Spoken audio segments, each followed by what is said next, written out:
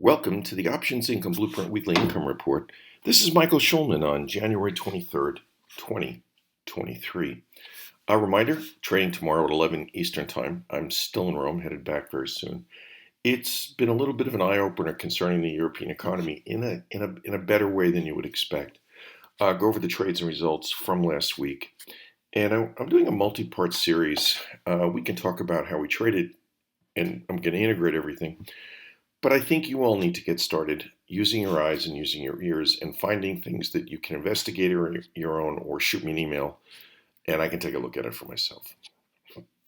As you can see, we opened and closed a couple of trades in and out very fast.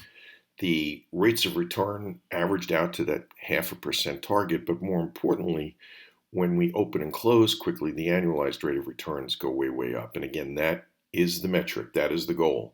What are the annualized returns potential when we open? What are the annualized returns when we close? And we, of course, have to include the income that comes in from rolling. So this is, for those of you who haven't listened to an update before, it's the total of results, and the total of results showing how we did. And last week was, in a sense, a subpar week. We had a very good week the week before. And it balances out over a number of weeks, but you have to respond to the market. You have to be light on your feet. You have to adjust accordingly. Given that we are heavy into earnings seasons and mega tech, Google and Amazon's a retailer, but they're also cloud services. Google and Amazon and Apple roll in the next week or two, and we have to be very nimble because if something happens with them that people on the street who invest in trade who haven't already embrace, such as all their layoffs, etc., Microsoft's layoffs and whatever, then the market take a hit. So we want to be very quick. And we didn't have any roll trades because we had rolled them out 2 weeks. And going forward, since these are cash generators, you'll see we're going to have maybe uneven rates of return on the rolls week by week because I prefer rolling out a couple of weeks. Giving us time to, giving us the extra days to absorb a lot of premium. Now, last week, the market's really beating itself up. Not us. Premium is there. Volatility is there, so premium is there. Bank earnings pulled the market down. Bank forecast work came in sort of much as people expected, so the bottom line was the market really didn't sell off that hard. Surprisingly strong labor data brings, again, concerns about what the Fed might do. So there was sort of a shadow over the market last week. But there was nothing really major in any announcements that told us what was really going on in the economy. And the big surprise was Netflix earnings, which were lousy, but the street didn't care because their subscriptions just blew through forecast. And, they have the new service with advertising, and going forward, they will not be doing subscription counts. They're only going to be doing revenue because now they have an ad flow. That means cash flow. That means revenue. And they would see subscriptions as less important. And as I said, the mega tech is on the horizon. And we need to be very, very aware and nimble. In the face of that, I know some of you who, only one person, wrote last week that I seem to be talking, he actually said, differently than I had the previous 10 years. It's obviously a long-term subscriber. And I said, this is a market that doesn't know what to do for the first time since I've been doing this. The market knew when it was supposed to go up. The market knew when it was supposed to go down. During the crash, banks really could have gone broke. This is a market that's never experienced an interest rate-driven bear. That has not happened since the early 1970s. So that uncertainty in terms of trading experience and investing experience is making itself manifest in some traders and investors reacting to profit possibilities and some reacting to inflation and interest rate possibilities. And to that point, little warning. One of the governors is saying, now there are other governors that say we should only have a quarter point in the February meeting. And that's next couple of weeks combined with Megatech is going to set the stage for the market going up 1 or 2% in a day, down 2 or 3% a couple of days, up 1%. We're going to see that back and forth. But what I want you to think about now is how do we find great companies and therefore great stocks and we become indifferent to what's going on in the market over the long haul? You may want to buy something and have some cash available to you on a Friday, but I'm thinking about what do we do this year? Or what do we do for a couple of years, but week by week? And You start with eyes and ears, which is why I'm in, well, for the most part, why I'm in Europe, food notwithstanding. You start with things that you observe, then you do the math, and it's arithmetic. It's not rocket science. I mean, people have formulas, and there are trading services that are excellent, such as Traders Reserve trading services that use a lot of um, technical approaches. I don't. And when you're getting started, I think the rock bottom foundation has to be what's going on in the real world. So Chewy really is um, a really good example of this. And we've traded it on and off. We got out for a while, for a significant period of time, because I didn't like the way management was managing the post-pandemic letdown in Wall Street's expectations and in their own margins for a couple of quarters. I'm going to go to the current earnings in a minute. For a couple of quarters, they didn't seem to have answers concerning margin pressure, increased supply and labor costs, and a stalling in the number of people, which I'll describe in a moment, doing something called auto ship. That's my late great dog, Sumo. Um, we had him for 17 years. And when we decided he went from timed eatings to non-timed eatings, I had to buy bulk food. It was like, I started with Amazon. And believe it or not, maybe Amazon wasn't delivering it itself at the time. This is many years ago, several years ago. I saw Chewy and I said, let me try it. And it was just a really over the top consumer experience. And uh, went to auto ship, shipped in every month.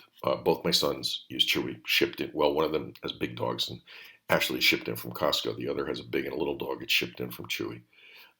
We're talking 50 to 100 pound bags. The pricing was always equal or better than Amazon.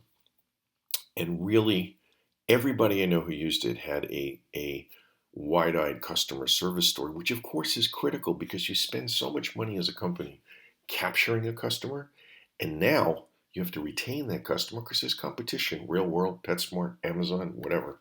So we had just gotten medicine for Sumo. It was unopened. We could have returned it. They said no. They wiped the bill. They took it off, and they said to give it to charity.